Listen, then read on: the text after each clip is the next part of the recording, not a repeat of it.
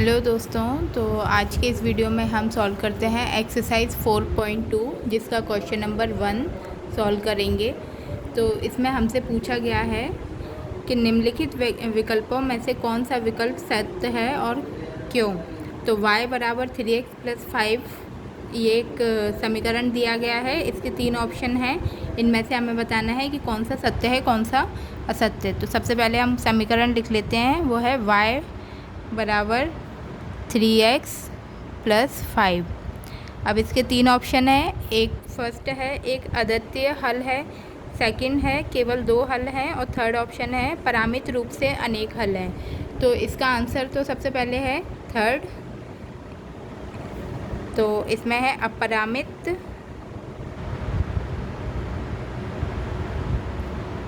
अपरिमित रूप से अनेक हल हैं। वो कैसे कि देखिए, अगर हम y की वैल्यू निकालते हैं तो उसमें x को 0 के बराबर मान लेंगे। तो x को अगर 0 मानेंगे तो y की वैल्यू निकल आएगी। इसी प्रकार अगर हमें y की वैल्यू निकालनी है तो हम x को 0 मान के चल लेंगे, तो हमारे पास बहुत सारे हल निकल के आ जाएंगे। रफ वर्क में देख लेते हैं। अगर हम y निकालते हैं तो x को 0 मान लेंगे तो 3 × 0 + 5, तो y की वैल्यू 5 आ जाएगी। और अगर x की वैल्यू निकालनी है तो मैं y को 0 मान लूँगी, तो ये समीकरण क्या बन जाएगा, 3x = 5 - y, तो 3x = 5 - 0 और x = 5/3। तो इस तरीके से हमारे पास बहुत सारी वैल्यूज़ निकल के आ सकती हैं, तो इसलिए हम इसका आंसर क्या होगा, अपरिमित रूप से अनेक हल हैं। तो x क्या है, x की वैल्यू निकालने के लिए y उसका संगत रूप है और y की वैल्यू निकालने के लिए x उसके संगत रूप में कार्य करेगा। तो हम इसको इस तरीके से लिख लेंगे, क्योंकि x के प्रत्येक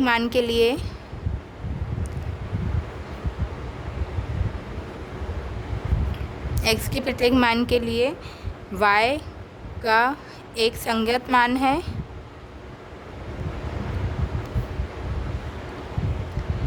और इसी तरीके से y के प्रत्येक मान के लिए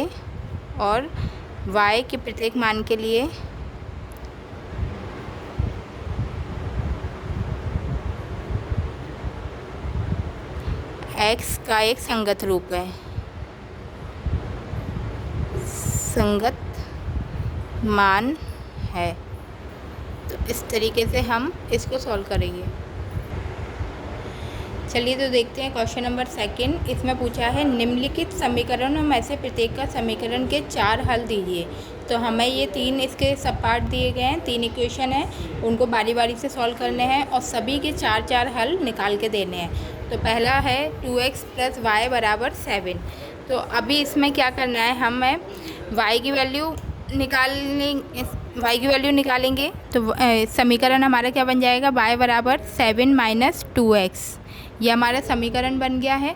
अब इसमें हम x की वैल्यू कुछ भी रख देंगे। अब हमें 4 हल निकालने हैं। तो माना मैंने x = 0 है, अगर मैं x की वैल्यू 0 मानती हूँ तो इस समीकरण 1 में रखने पर तो ये क्या हो जाएगा, y = 7 - 2 × 0, तो y की वैल्यू आ जाएगी 7। तो हमारा पहला क्या बन गया, 0 और 7। अब सेकंड निकालेंगे। अगर मैं x की वैल्यू 1 मान लेती हूँ तो इस समीकरण में रख देंगे, समीकरण 1 में रखने पर तो ये हो जाएगा y = 7 - 2 × 1, तो ये हो जाएगा y = 7 - 2 = 5। तो हमारा ये दूसरा क्या बन के आ जाएगा, x की वैल्यू 1 रखी और y हमारा 5 निकल के आ गया। पहला हल 0 7 हो गया, दूसरा हल 1 5 हो गया। अब मैं x = 2 रख के देख सकती हूँ, तो इसी समीकरण 1 में रखने पर तो y = 7 - 2 × 2 रखेंगे, तो ये हो जाएगा 7 - 4, तो बराबर 3 आ जाएगा। तो ये हमारा तीसरा क्या बन गया, 2 और 3। और x के बराबर मैं अगर 3 लेती हूँ तो ये हो जाएगा y = 7 - 2 × 3, तो ये हो जाएगा 7 - 6 = 1। तो ये मेरा बन गया 3 और 1। तो हमारे 4 हल आ गए। पहला हल है 0, 7, दूसरा है 1, 5, तीसरा है 2, 3 और चौथा है 3, 1। अब मैं चाहूँ तो x की जगह कुछ भी रख सकती हूँ, 0, 1, 2, 3 की 4, 5, 6 जो भी हमें रखना है उतना रख सकते हैं, पर हमें 4 ही हल पूछे थे तो हम बस 4 तक सॉल्व कर लेंगे। इसी प्रकार से सेकंड करेंगे। इसका सेकंड है पाई एक्स प्लस वाई बराबर 9। तो सेम पिछले क्वेश्चन जैसे ही y की वैल्यू निकालने के लिए पाई एक्स को इस साइड ले जाएंगे तो ये हो जाएगा 9 माइनस पाई एक्स। अब बस समीकरण 1 हो गया। अब इसमें x की वैल्यू हम जो चाहें वो रख सकते हैं और हमारे 4 हल निकालने हैं। तो अगर मैंने x बराबर 0 रखा तो y बराबर 9 माइनस पाई इंटू 0, तो y की वैल्यू आ जाएगी 9। तो पहला समीकरण हो गया हमारा 0 और 9। सेकंड मैंने x के बराबर 1 रखा तो ये हो जाएगा y माइनस 9, y बराबर 9 माइनस पाई इंटू 1, तो ये हो जाएगा 9 माइनस पाई। तो ये y की वैल्यू आ जाएगी हमारी 1, x है और y हो जाएगा हमारा 9 माइनस पाई।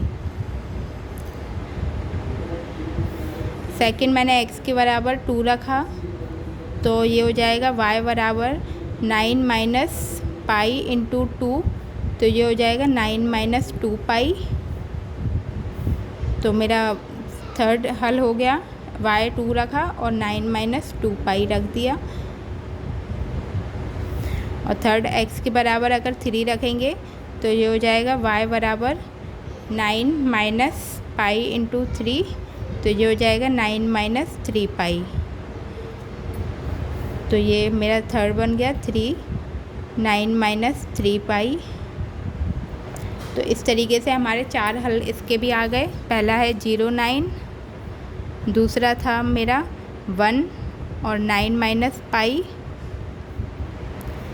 तीसरा है 2, 9 माइनस 2 पाई और फोर्थ है 3, 9 माइनस 3 पाई। इस तरीके से हमारा ये थर्ड पार्ट इसका सॉल्व हुआ।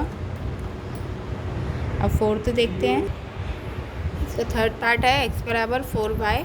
तो इधर से y की वैल्यू निकालनी है तो ये हो जाएगा y बराबर x/4। तो सबसे पहले मैं x की वैल्यू अगर 0 मानूंगी, x बराबर 0 मानती हूँ, तो इसमें रखने पर समीकरण 1 में रखेंगे तो ये क्या हो जाएगा y बराबर 0/4, तो ये हो गया 0। तो पहला बन गया मेरा 0 और 0।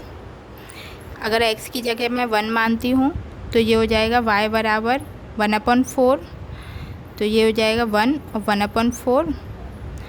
और इसी तरह अगर मैं x की जगह पे 2 मानूंगी तो ये मेरा बन जाएगा